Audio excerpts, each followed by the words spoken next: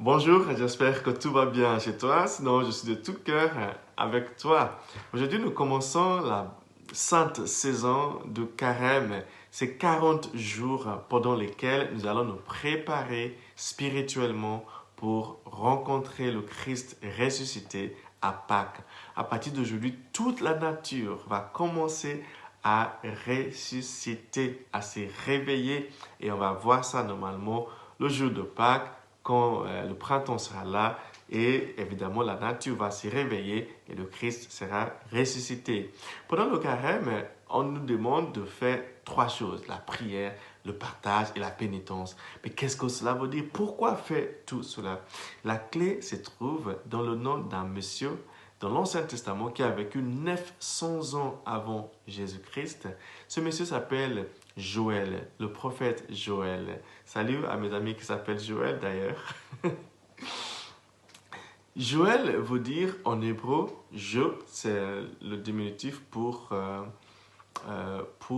Yahvé, qui est le nom de Dieu, et Elle, c'est aussi un diminutif pour le nom de Dieu. En fait, ça veut dire Dieu et Dieu.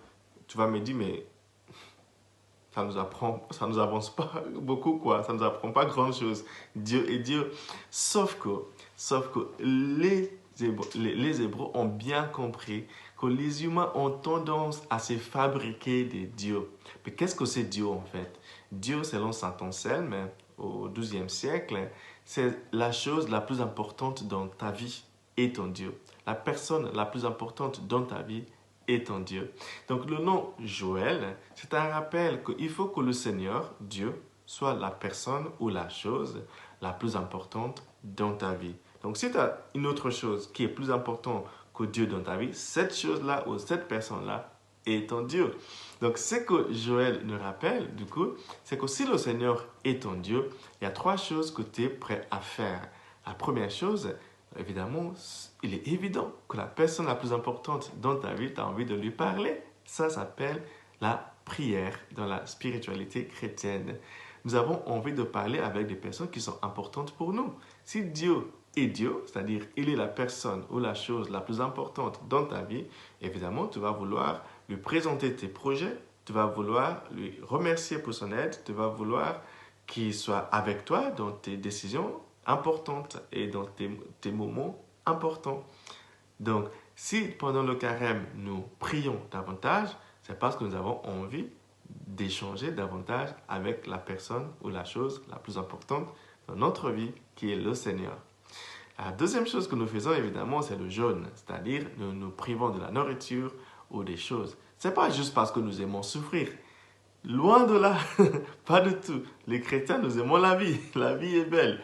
Mais nous sommes prêts à passer, par exemple, toute une journée sans manger ou manger un seul repas. Pourquoi? Parce que nous reconnaissons que cela nous permet d'accueillir la présence de Dieu en nous. Nous sommes prêts à nous priver de quelque chose afin d'accueillir la présence de Dieu. Aujourd'hui, il y a des raisons esthétiques ou philosophiques ou autres pour jeûner, mais nous ne le faisons pas pour ces raisons-là, même si évidemment nous bénéficions aussi de ces raisons-là.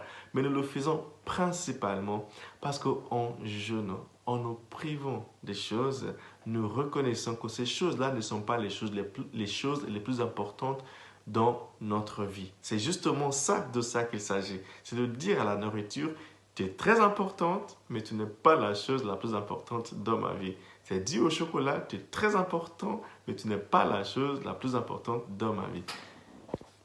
C'est aussi dit à, je sais pas, la télé, tu es très importante pour m'informer, mais tu n'es pas la chose la plus importante dans ma vie. Je suis prêt à me priver de toi afin de laisser plus de place à la personne, à la chose qui est la plus importante dans ma vie, qui est le Seigneur. C'est ça le carême en fait. Et finalement, évidemment, nous partageons. Nous partageons parce que nous sommes sûrs que nos frères et nos sœurs sont aussi les images de Dieu. Ce sont des images du Seigneur. Et nous voulons les démontrer, notre solidarité avec eux. Nous voulons les dire qu'ils sont importants pour nous parce qu'ils représentent la personne la plus importante dans notre vie. C'est pour ça que tout être humain, homme et femme, est notre frère et notre sœur parce que ce sont des images de Dieu. Chaque image de Dieu représente pour nous Dieu lui-même. C'est pour ça que pendant le carême, nous prions, nous jeûnons et nous donnons. nous partageons avec des images de Dieu autour de nous. Voilà ce que nous allons faire pendant ce carême. J'espère que ton carême sera saint et que toi aussi tu seras sanctifié par cette sainte saison. Que Dieu te bénisse, le Père, le Fils et le Saint-Esprit. Amen.